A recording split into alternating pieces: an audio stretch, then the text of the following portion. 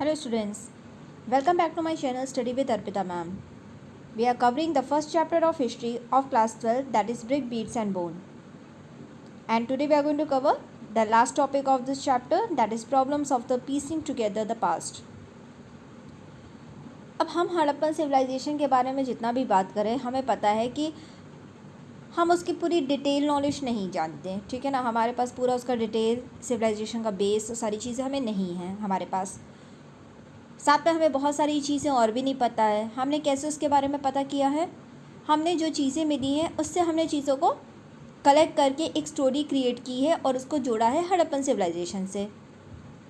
लेकिन इसमें भी तो बहुत प्रॉब्लम आई होगी ना। चीज़ों के बदौलत अगर हम एक स्टोरी क्रिएट कर रहे हैं तो कितनी एक्यूरेसी है स्टोरी में, ये किसी को नहीं पता। So that is why we have to face a lot of problem. As we have seen, it is not the Harappan script that helps in understanding the ancient civilization. जैसे कि हमें पता है कि जो हड़प्पन स्क्रिप्ट्स हैं, यानी जो हड़प्पन सिविलाइजेशन के दौरान लिखी हुई चीज़ें हैं, उनके बेसिस पे हमने एशियन सिविलाइजेशन को नहीं पता किया है, क्योंकि हम तो उसको डिकोड ही नहीं कर पाए, हम तो उसको पढ़ ही नहीं पाए हैं। Rather, it is material evidence that allows archaeologists to better reconstruct Harappan life.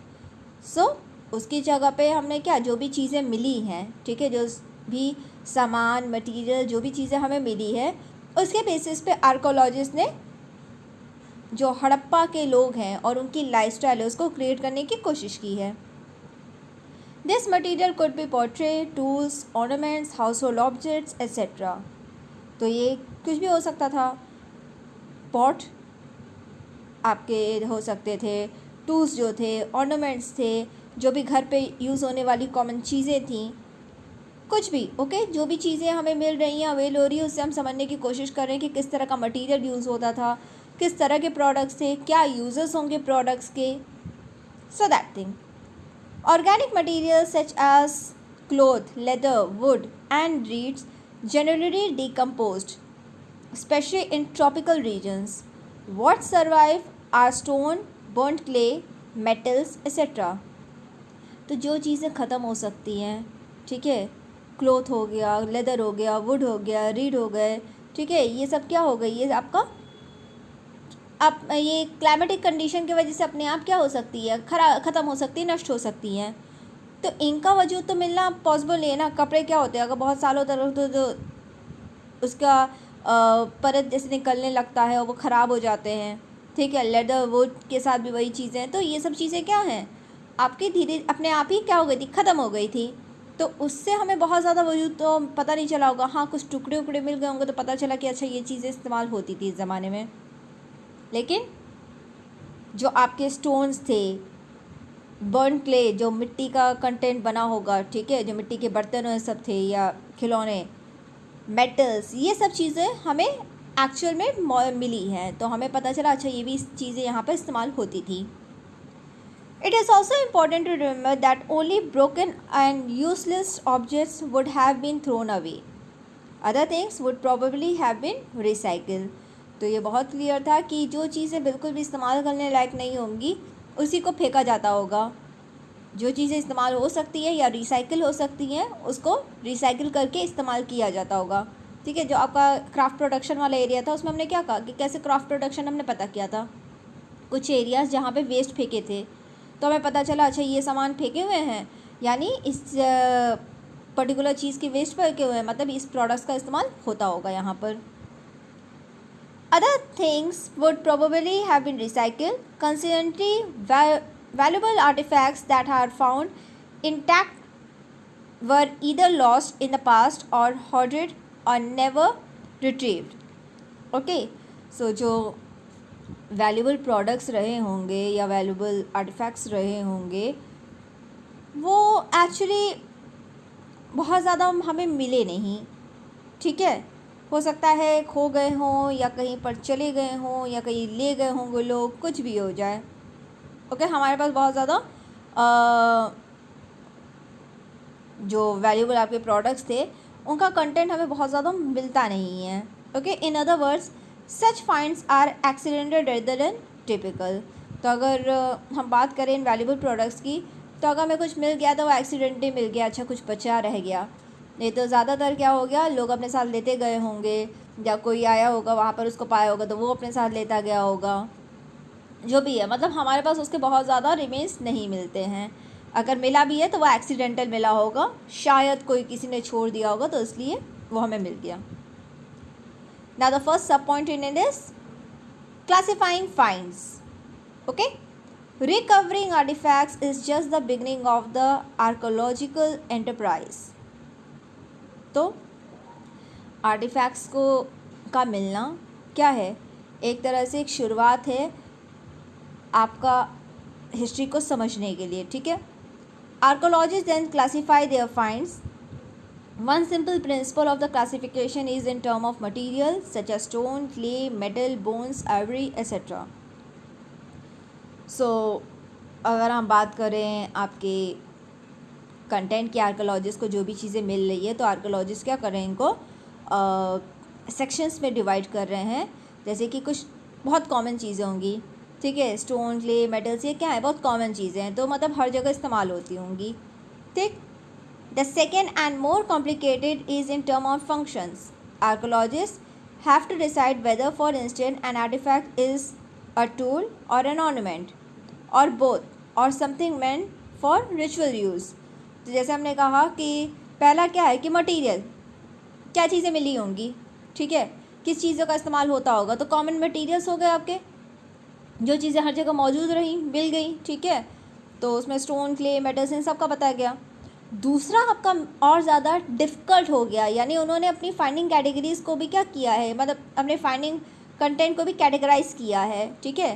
पहला उन्होंने क्या किया, पहले क्लासिफिकेशन उन्होंने कहा कि जो मटेरियल्स हैं उनके बारे में, क्लासिफिकेशन ऑफ मटेरियल्स एक तरह से, तो क्या क्या चीज़ें वहाँ मिली हैं हमें, किस तरह के प्रोडक्ट्स या मेटल्स है वो चीज़ें हमें मिली हैं जिससे सामान बनते होंगे। दूसरा क्लासिफिकेशन है फंक्शंस के बेसिस पे, यानी क्या इस्तेमाल होता होगा। कोई भी अगर चीज़ मिल रही है तो हम उसको समझने की कोशिश करें उसका इस्तेमाल होता क्या होगा, टूल्स की तरह है या ऑर्नामेंट है या दोनों की तरह होता होगा, या कोई रिलीजियस बेसिस कंटेंट है, किस चीज़ के लिए इस्तेमाल होता होगा, तो वो हमारे लिए सबसे बड़ा क्वेश्चन है। हम अनुमान लगा सकते हैं, हम कंफर्मेशन नहीं दे सकते हैं, okay. And understanding of the functions of an artifacts is often shaped by its resemblance with present day things. Beads, querns, stone blades and pots are obvious example. तो उस समय के जो भी प्रोडक्ट्स हमें मिले हैं उसकी फंक्शन को हम ज़्यादातर आज की चीज़ों से जोड़ कर देखे हैं कि अगर भाई मटका है तो मटका में पानी होता होगा या सामान भरा जाता होगा, तो यही इस्तेमाल उस ज़माने में भी किया जाता होगा। तो क्या कर रहे हैं, हम उसको कनेक्ट कर रहे हैं आज के समय से, जो आज इस्तेमाल होता होगा उसी बेसिस पे हमने कहा कि उस ज़माने में भी इसका इस्तेमाल इसी तरह से होता होगा। Archaeologists also try to identify the functions of an artifact by investigating the context in which it was found. Was it found in a house, in a drain, in a grave, or in a kiln? So basically जहाँ पे मिला वो भी तो important है ना, कहाँ मिला। अगर घर पे कोई सामान मिला है तो मतलब घर पे इस्तेमाल होता होगा, अगर ग्रेव में मिला तो मतलब जो लोग मरते होंगे उससे कनेक्टेड वो चीज़ हो जाती होगी। तो क्या किया, कनेक्शन बैठाने की कोशिश की गई कि जो चीज़ जहाँ मिली है उसका इस्तेमाल उस जगह से ज़्यादा कनेक्टेड रहा होगा, तो उन दोनों के बीच में रिजेंबल बैठाने की कोशिश की गई। Sometime archaeologist have to take recourse to indirect evidence. For instance, though there are traces of cotton at some Harappan sites, to find out about clothing we have to depend on indirect evidence including deceptions in sculptures. So चाहे हमें जैसे example दिया है कि कई बार हमें क्या indirect source पे डिपेंड करना पड़ा अपनी अनुमान को साबित करने के लिए या अपनी थ्योरी को साबित करने के लिए। जैसे कहा कि कई ऐसे प्लेसेस हैं जहाँ पर कॉटन मिला होगा, कुछ कॉटन के टुकड़े हमें मिले हैं, जैसे मटके के ऊपर कपड़े के कुछ रेशे मिले हैं, कई घरों पे मिले हैं, तो हमें लगता है कि हाँ कॉटन का इस्तेमाल होता होगा। लेकिन फिर भी इसको कंफर्मेशन देने के लिए हमने क्या किया, जो मूर्तियाँ हैं, ठीक है, जैसे मूर्तियाँ हैं तो मूर्ति को देखकर हमने ये कंफर्म किया, क्योंकि मूर्ति अगर कपड़ा पहनी हुई है तो हमने कहा अच्छा हाँ कपड़े का इस्तेमाल होता होगा, ठीक है। जैसे हम प्रेस्किंग वाला जो कंटेंट है तो वहाँ देखो ना ऐसे साइड में एक डाला हुआ है, मतलब कपड़ा उन्होंने पहना हुआ है। सो उससे हमें रियलाइज़ होता है कि हाँ they know about the cloth so they can wear it, so that means the cotton can be use for the clothing at that time period. Okay, archaeologists have to develop frames of reference. We have seen that the first Harappan seal that was found could not be understood till archaeologists has a context in which to place it, both in terms of the cultural sequence in which it was found and in terms of comparison with finds in Mesopotamia. So आपका archaeologist जो है उसको reference की भी ज़रूरत पड़ी भाई ये समझने की कि क्या किसी चीज़ से कनेक्टेड है ये। तो जब हमारा हड़प्पन सीन, पहला हड़प्पन सीन मिलता है तो डेफिनेटली जो आपके कनिंगम है वो समझ नहीं पाते कि ये किस चीज़ से कनेक्टेड है। क्यों? क्योंकि उसका कनेक्शन कहीं पर बैठ ही नहीं रहा था। वो बात कर रहे हैं 600 BCE की, उस टाइम पीरियड से उसका कनेक्शन बैठ ही नहीं पा रहा था, तो वो समझ ही नहीं पा रहे हैं। तो आर्कोलॉजिस्ट को कल्चरल एज वेल एज जो अर्लियर सिविलाइजेशन है दोनों से कनेक्शन बैठाना पड़ रहा है। अब मेसोपोटामिया से जब हमने कनेक्शन बैठाने की कोशिश की तो हमें समझ में आया कि अरे हाँ एक सिविलाइजेशन थी इंडिया में। Okay, there is one of the civilization which is similar having a similar time period of the Mesopotamia, क्योंकि मेसोपोटामिया में उसका मेंशन है। कई ऐसे प्रोडक्ट्स जो कि आपके हड़प्पन एरिया में मिले वो मेसोपोटामिया में भी मिले हैं, तो दोनों का कनेक्शन रहा होगा। तो क्या किया जा रहा है, कंपैरिजन किया जा रहा है कि हाँ इस दौरान रहा होगा तो इस दौरान कुछ ना कुछ इन दोनों में भी कनेक्शन रहा होगा। Okay, next topic is problems of interpretations. बिल्कुल, अगर आप कोई अनुमान लगा रहे हो तो कैसे लगाओगे और किस बेसिस पे लगाओगे, उसमें प्रॉब्लम तो आनी है ना। आप कंफर्मेशन थोड़ी कर सकते हो कि यही चीज़ है।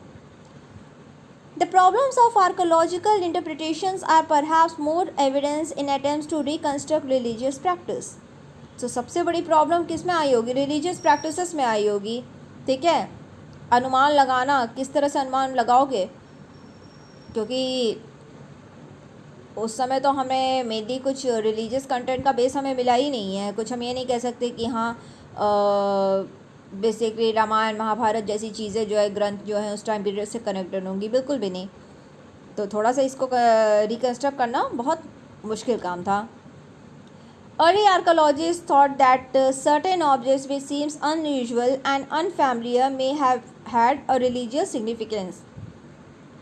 तो स्टार्टिंग में जो आर्कोलॉजिस्ट खोज कर रहे थे उनको लग रहा था कि जो भी चीज़ें आपको बहुत कॉमन नहीं नज़र आ रही, बहुत रेयर है, या जिससे आप बिल्कुल भी कुछ उनके बारे में जान नहीं रहे हो, वो क्या होगा, शायद रिलीजियस कंटेंट से कनेक्टेड होगा। ओके, वो रिलीजियस आइटम्स होंगे जिसका इस्तेमाल किया जा रहा होगा, मतलब पूजा पाठ में उसका इस्तेमाल किया जाता होगा। These included terracotta figurines of women, ठीक है, heavy jeweled and some with elaborated headdresses। तो इसमें से एग्जाम्पल दिया है एक मूर्ति का, टेरिकोटा मूर्ति, ठीक है, मिट्टी की मूर्ति एक तरह से समझ लीजिए, जो देखिए राइट हैंड साइड आपको दिख रही है, जो कि बहुत ज़्यादा हैवी ज्वेलरीड और बहुत ही ज़्यादा एलाबरेटेड हेड ड्रेसेस, यानी कि ऊपर आप देखो एक ताज टाइप वाला कंटेंट आ रहा है।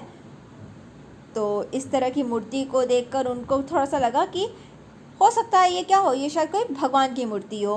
This was regarded as the mother goddess.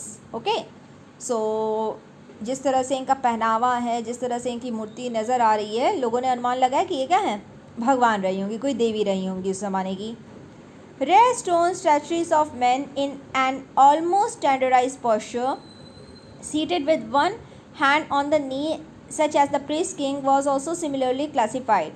So कुछ ऐसे आपके मेंस की भी मूर्ति मिली है जो रेयर स्टोन की बनी थी और बहुत ही जैसे ना एक सिटिंग और रॉल पोजीशन में, पोस्चर में, सीट्स पे मतलब बैठे हुए हैं, एक हाथ जो है नी पे रखा हुआ है, वैसा पोस्चर के कंटेंट में जो है, जो कि कहीं ना कहीं प्रीस्ट किंग से भी कनेक्टेड है। उनको भी कहा गया कि हो सकता है ये भी कोई भगवान की मूर्ति हो। In other instances structures have been assigned ritual significance.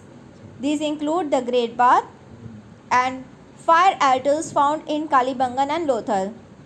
तो कुछ चीज़ें भी हैं जो कि ये अश्योर करती है कि हाँ आपका रिलीजियस रिचुअल से चीज़ें कनेक्टेड होंगी। जैसे ग्रेट बाथ हम पढ़े ही हैं, हमें लगता है कि कोई आपका रिलीजियस कंटेंट्स होते होंगे, कोई पूजा पाठ होता होगा, तब लोग वहाँ पर, जैसे नहान वाला सीन होता है ना, तो उसी तरह से वो वाला सिस्टम वहाँ अपनाया जाता होगा। और फायर अल्टर्स, जो हवन कुंड है, डेफिनेटली हवन कुंड का मतलब है कि पूजा पाठ होता होगा। ओके, तो हवन कुंड कहाँ मिला है? कालीबंगन और लोथल में। Attempts have been made to reconstruct religious beliefs and practices by examining seals. तो आर्कोलॉजिस्ट ने सील्स के ज़रिए भी चीज़ों को समझने की कोशिश की, ओके, रिकन्स्ट्रक्ट करने की कोशिश की रिलीजियस बिलीव्स को। Some of which seem to depict ritual scenes, okay, जिसमें कई ऐसे थे जो कि किसी रिचुअल सीन्स या कनेक्टेंट से लिंक होते थे, ठीक है, कोई पर्टिकुलर पूजा पाठ का सीन या देवी देवताओं के कंटेंट से वो रिलेट होते थे। Other with plant motives are thought to indicate nature worship, okay, तो कुछ ऐसे आपको जैसे कहते हैं ना प्लांट्स के भी जो आपको मूर्तियाँ सब मिली हैं, कुछ ऐसे डिज़ाइंस मिले हैं, वो भी हमें क्या लग रहा है कि उससे ये साबित होता है कि उस ज़माने के लोग जो है नेचर को भी पूजते होंगे। तो ये तो बहुत नॉर्मल चीज़ है, ये तो हमने देखा है कि ट्राइबल ग्रुप्स आज भी जो है फॉरेस्ट एरियाज़ को, बारिश को, इन सब को क्या करते हैं? पूछते हैं। So it is very common thing, तो डेफिनेटली उस ज़माने में तो रहा ही होगा। Some animals, such as the one-horned animals, often called the unicorn, depicted on seals, seems to be mythical composite creatures. Okay, तो आपका एक some animals जैसे कि one-horned animal, यूनिकॉर्न एक्चुअली लोग कहते हैं कि इमेजिनरी है, ठीक है, हकीकत का उससे कोई लेना देना नहीं है, तो किस्से कहानियों का ही वो हिस्सा रहा है। तो कह सकते हैं कि शायद इस तरह का कुछ कंटेंट पूजा पाठ से कनेक्टेड हो। In some seals, a figure shown seated cross-legged in a yogic posture, sometimes surrounded by animals, has been regarded as a depiction of the Proto-Shiva, that is, an early form of one of the major deities of Hinduism. Beside conical stones, object has been classified as linga. तो कुछ जगह पे हमें क्या मिला है? एक ऐसे इंसान की पोस्चर मिले हैं या सील्स पे हमें फिगर मिले हैं जो कि जैसे कहते हैं ना वो योगिक पोस्चर पे, जैसे मान लीजिए जैसे योगा करते हैं, जैसे पलथी मार के बैठते हैं, उस तरह के कंटेंट पे वो नियर अबाउट बैठे हुए हैं, ठीक है, और चारों तरफ से क्या एनिमल से घिरे हुए हैं। कुछ सील्स में एनिमल से घिरे होते हैं, किसी में नहीं थे, तो उसका क्या नाम रखा गया? प्रोटोशिवा। ओके, और इसको कनेक्ट कर दिया गया हिंदुज़म के देवों से। ओके, आपको पता है त्रिदेव है, सो उसमें जो शिव भगवान है उनसे कनेक्ट करने की कोशिश की गई।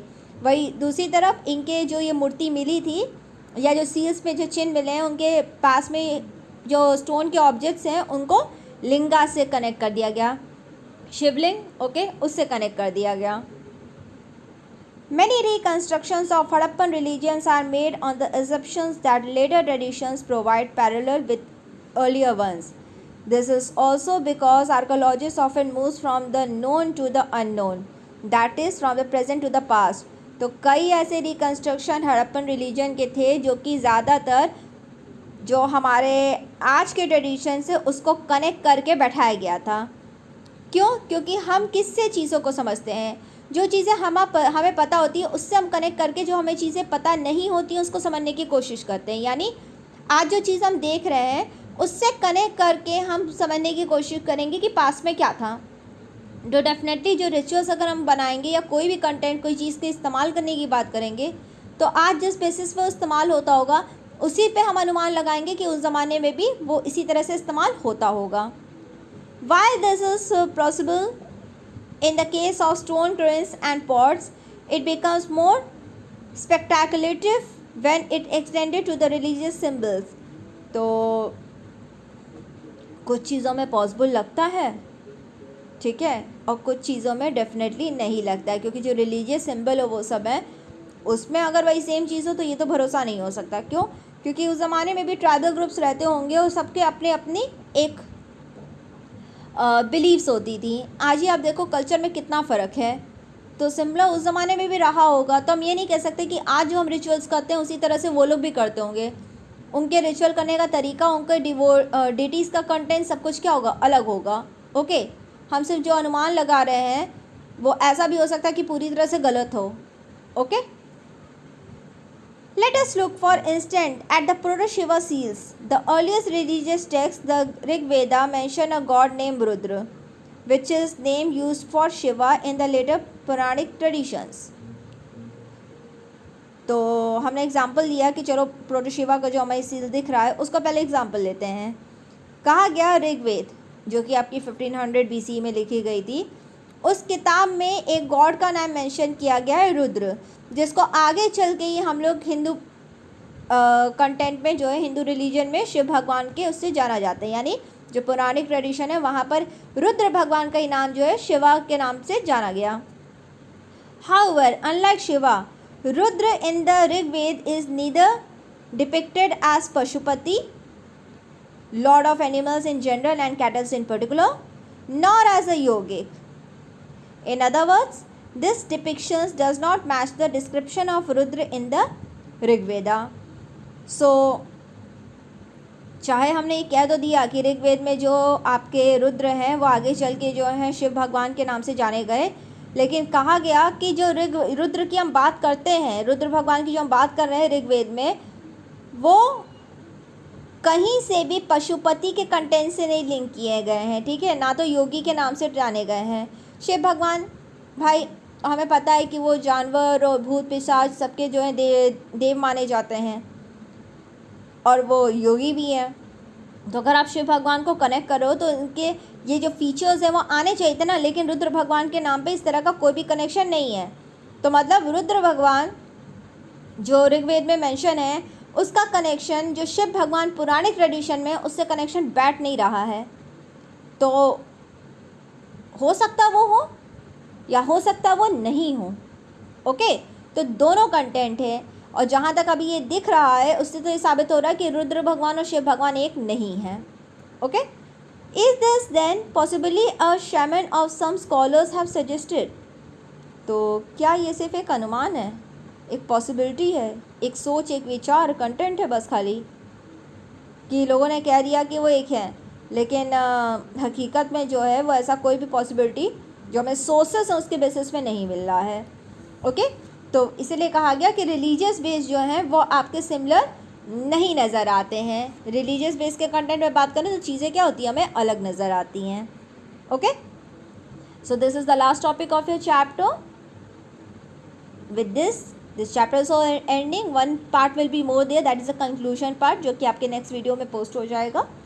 Okay, so if you like the channel, just like it, subscribe and share with others. We will continue with our next chapter and the last video of this chapter, that is the conclusion part, in the next one. Okay, till then, good day everyone.